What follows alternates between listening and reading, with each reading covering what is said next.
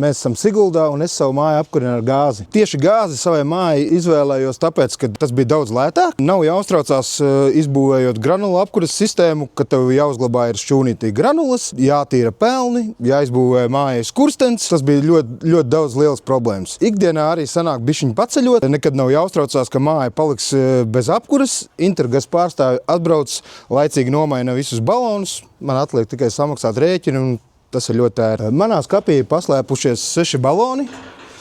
3 baloni, kad ir iztērēti, tad pārslēdzās uz nākamajiem 3. Par balonu maiņu man pašam nav jāstraucās, jo kompjuters ziņo Intergas sistēmā, kad gāze ir beigusies. Tad arī Intergās čomi atbrauc, uzliek jaunus balonus un man par neko nav jādomā. Man ir 100 kvadrāti māja un, respektīvi, ziemas augstajos mēnešos tad arī 3 baloni tiek patērēti. Viens no plusiem gāzes apkurē ir arī tas, ka tu nezaudē savu dārza platību. Tā kā tas notiek ar kaimiņiem, kuriem ir jāuzglabā granulas šķūnī.